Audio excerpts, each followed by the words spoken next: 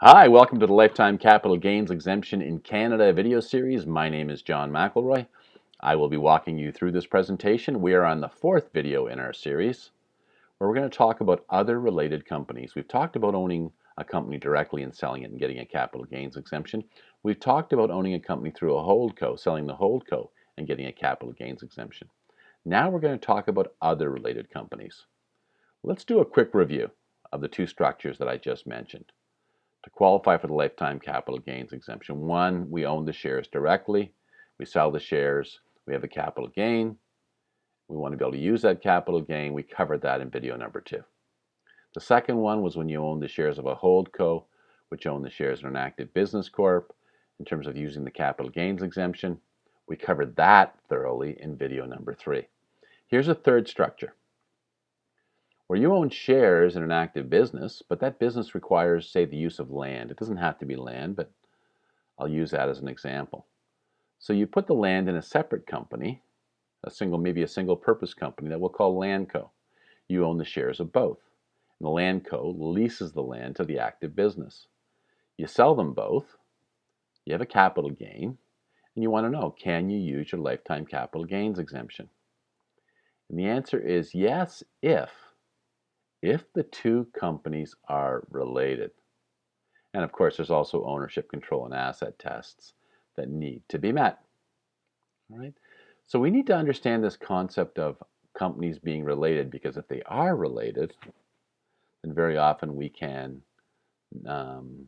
sell both of them and qualify for the capital gains exemption, and special rules apply where a Landco wouldn't typically be something that could pass an asset test, but if they're related, the rules are relaxed.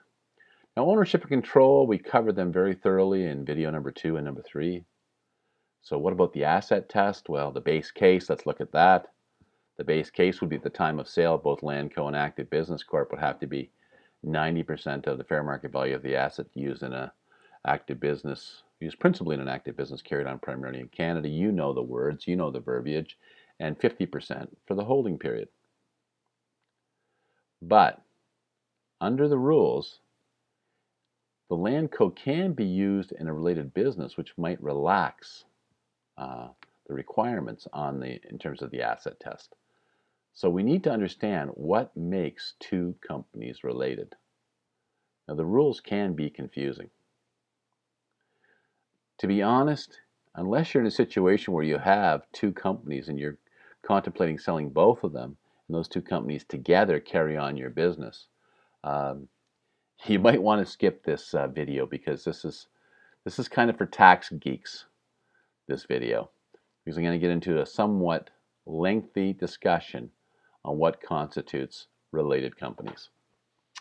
It starts with the concept of a related group. We know what related means. We covered that in a previous video. We talked about who you were related to. And so dad, mom, son, and daughter are all related. So if they own an opco together, 25% each member of the group is related to every other member. So we would say that the opco is controlled by a related group. Okay, that's simple. Every member has to be related to every other member. An unrelated group, let's say cousins, 1, 2, 3, and 4. None of them brothers and sisters, only cousins own an operating company. Since cousins aren't related under tax rule, we would say the opco is controlled by an unrelated group. Okay. Now, there are 6 ways that companies can be related. Like I say, you have to be a tax geek to want to sit through an explanation of all 6 of those ways. How are companies related? Well, the first one's not too bad. Companies are related if they're controlled by the same person or group. So if you own 100% of the Landco and the opco, those two companies are related. You're fine. You're on side. You don't even have to own 100%. 51% would be fine, and the two companies would still be related.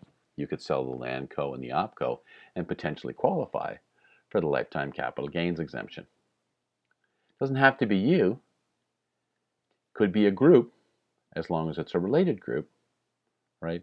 If a related group owned the majority control of the Landco and the opco, the two companies would be related. The second one, 2 related people each control one company.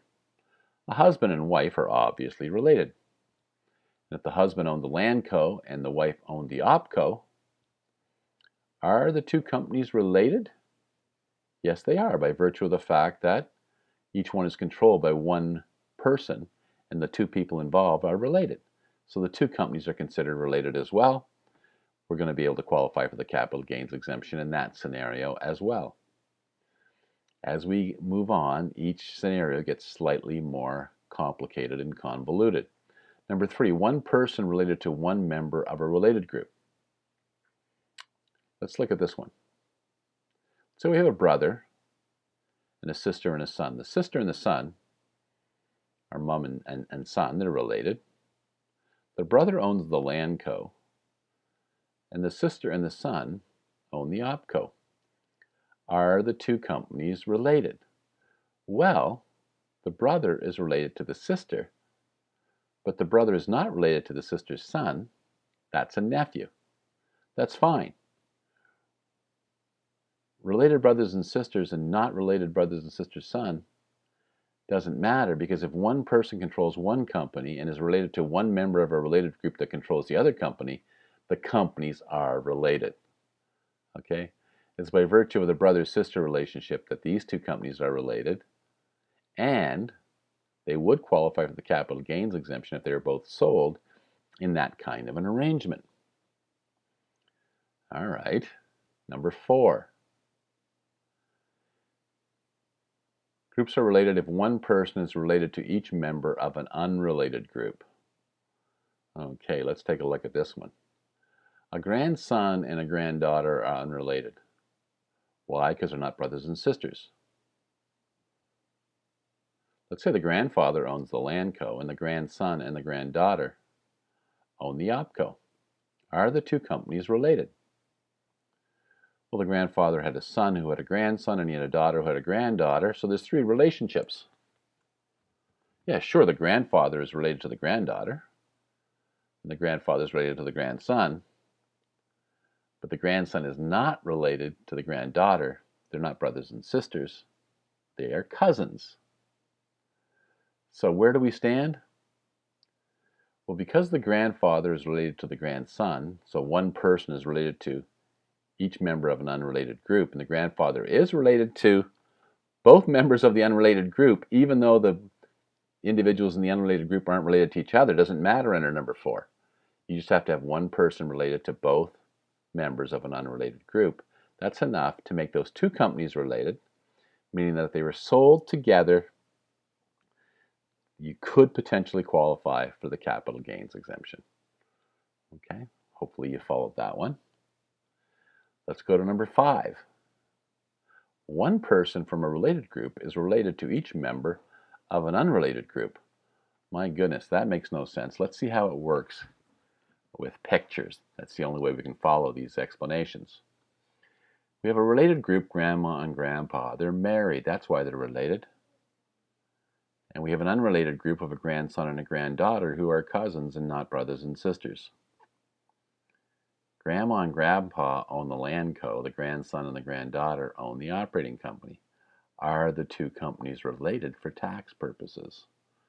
Well, we have to apply our analysis. One person from the related group, that's grandpa, is related to each member of an unrelated group. Yeah, well, grandpa is related to the grandson. He's related to the granddaughter.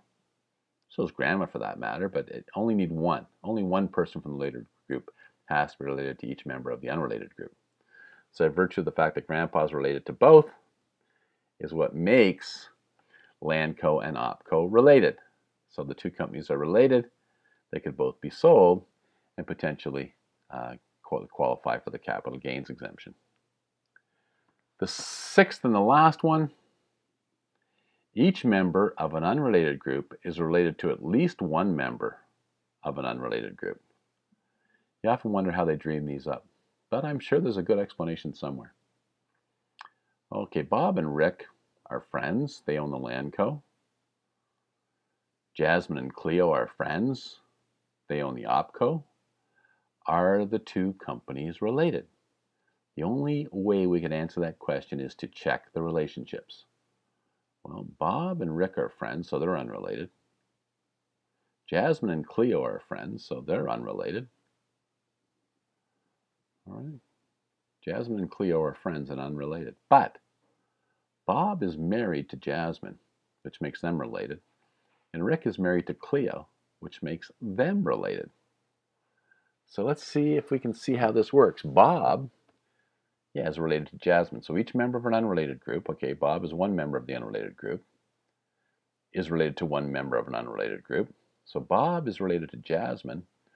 Rick is related to Cleo. And that makes, under the convoluted rules that drive Canadian tax, makes this a situation where the companies themselves are related.